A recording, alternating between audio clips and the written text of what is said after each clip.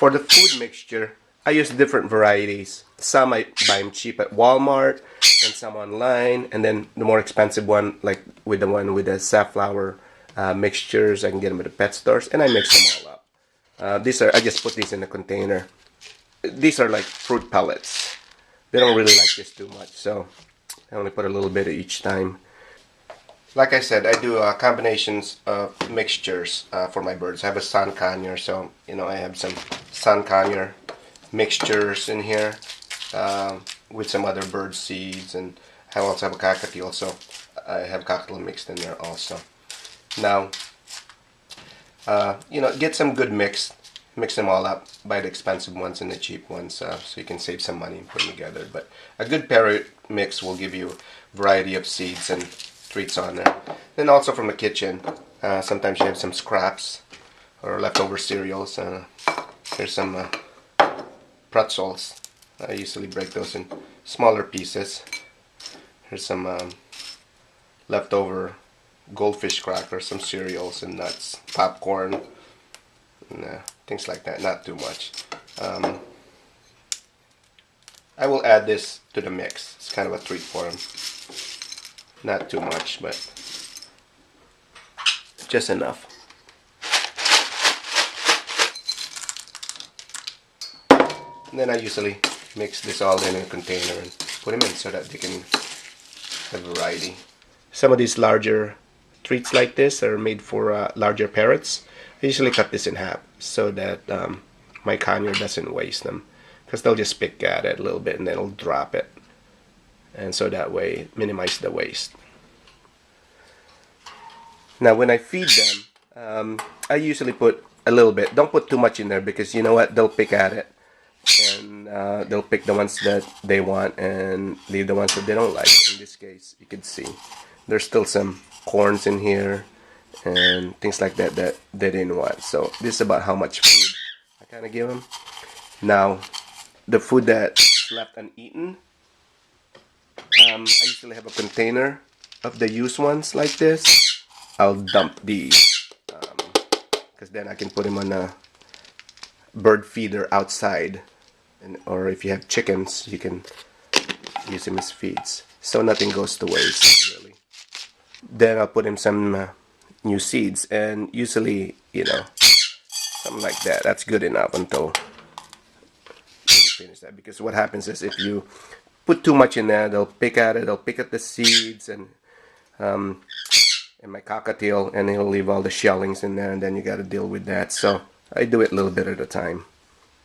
And okay, now as you can see, my mixtures, I also have raw nuts like these. Comes with it, you can get them in your Parrot mix. But my bird is lazy or doesn't want to open them. So what I usually use, these are for treats. I put them in the skewers, and I'll show you later. Or sometimes I'll crack one open, and again, you put the whole things like that, he'll waste it. He'll eat part of it and drop it. So to minimize waste, I usually break these in half, put him in there, because he does like these peanuts. But don't feed him too much because they're very fattening. Now for the water, because they do occasionally use this for bath, I change the water daily, which you should. Clean out any gunks in there, but you should definitely change the water daily. Here you go, new fresh water. Now some people put vitamins on their water. There's all kinds of vitamins and additives that you can buy in the store to put on your water, but I find that they're more troublesome and cause more problems than helpful. So I don't put any additives in the water or any vitamins like that. Here are some leftover kitchen scraps from a previous night's food preparation that I usually save. Got some orange peel in here. I put this in the skewers. There's some blueberries and a lettuce and some apples, and they'll nibble on it all day, and it's also a good way for them to get vitamin C. So any leftovers from the kitchen, except avocados. Avocados are poisonous to the birds, so don't use them. Some apples. Put them in the fridge, and You can put them in the skewers the next day. Now for treats, I have a skewer like this, and I kind of just modified it to that I put a clip at the top. You can see that, and you just clip this on top so you can easily take it in and out. You know, they do pick at this. I have walnut here, and this is where I told you about those peanuts. I'll go ahead and put them on a skewer because they will pick at it. And here are some leftover carrots from yesterday's cooking. A slice of leftover apple. And go ahead and hang them back right next to a perch where they can pick at it all day, and then I'll change them tomorrow. And if you're wondering where all that squawking is, this is Sunset's chill out period, so he's over here. He's out of the cage. Now this container back here, I put a little bit of grits on here, and in about a week or so I'll replace this. I don't put too much. Now let's talk about the cage. If you don't have birds yet, or you're setting up, you know that cage can be very expensive. Well, luckily there's hundreds of them that you can get cheap on Craigslist, because a lot of people buy birds in cage and then realize it's a lot of work, so they get rid of it, or the bird dies and they don't want another pet. So they're everywhere. I have 2 cages that are similar to this. One is outside that I bought at Craigslist for like 20 bucks. We keep them out there so that during the summertime, when we're out chilling in the backyard, the birds are there with us also. But you know, this is a pretty large cage. I bought this new on eBay for under $100, delivered to my door. Total height from floor to the top over there is probably 4 feet, maybe, and almost 2 feet across. So that's plenty of room for them.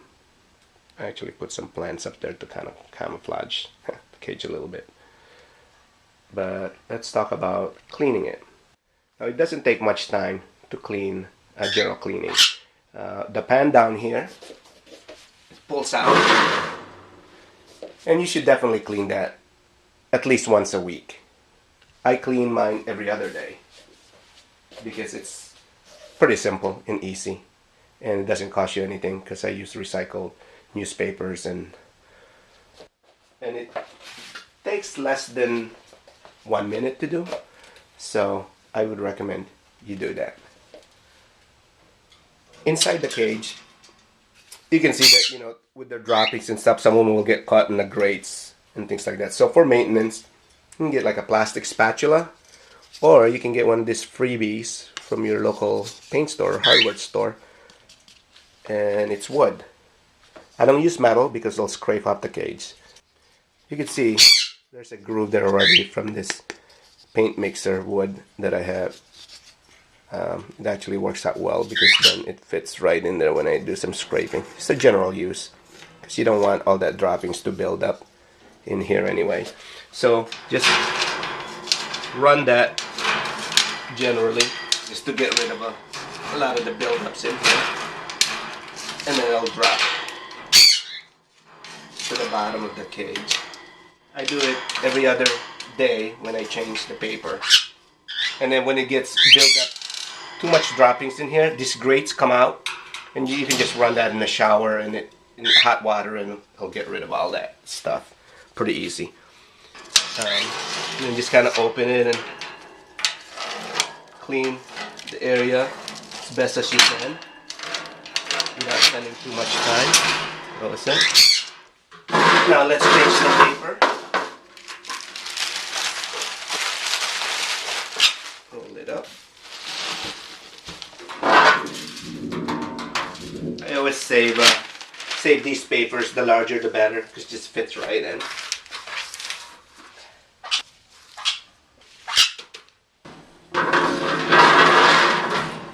And there you go.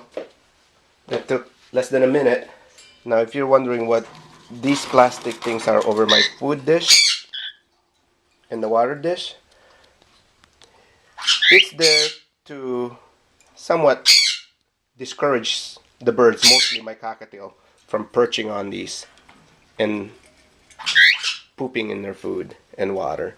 And also when they perch up there, when they do droppings, it doesn't land in there. Okay, and you can make this out of anywhere. I made this out of plastic from a CD cover, and I hanged it. As you can see, this is hanging from the ceiling of the cage so that they can't perch on it without fall. You see that it's falling, and that discourages them from perching because that's in the way. But a lot of space for them to be able to eat. And that's the same thing with the water bowl. And they can still get in here and take a bath if they want to. But it's really a good idea, because then they're not pooping where they're eating. I have several perches in here. Natural perches are the best. And generally, I don't know about your birds, but my birds like to perch high. So we have a lot of different perches up there. There's some smaller ones up here because they like to hang out when I'm working down here, be close to me. Some smaller ones up there, some larger ones. Now I have this perch right across here in the middle of the cage, but they don't really like to use it too much. They're just there when they go in and out. Put them in. And just have enough toys for them and rotate them. Don't put them all in there all at once that it gets too crowded. Just enough, and then rotate them again. This is where they like to sleep at night, up here, both of them. Okay, so I have several of those and several toys. As you know, they get really messy. So what I have is this fabric. I just kind of clip up here and make it wrapped around to the three sides so that it keeps all the dusts, or control the dust and all the mess that they make. I have a plastic clear vinyl if you want. I have several of these in several patterns and designs that I just alternate once a week. Just throw them in the wash, take them outside, get rid of the dust, and throw them in the wash. And with this one, it's more of a, it's darker, it's a natural wood, kind of mimic the wood background. So that covers the three walls from that, and they have the front. And at nighttime, I actually cover this entirely so that they can sleep well in the dark. And it looks like this. Camouflage. So let's talk about the area where you're going to have your bird cage. Wherever you have it, make sure there's a lot of interaction between your bird and the family members. Depending on what type of birds you have. I have a sun conure, as you could already tell. It's probably the loudest of the birds from the conure family. But it will get really messy. So I would suggest you get one of these. Ta-da! Cordless portable battery operated vacuum, because you will use it a lot. It's a good way to keep the area clean without putting in a lot of effort. Now when you select your cage, I like the one with wheels on them. So, you know, easily roll that out.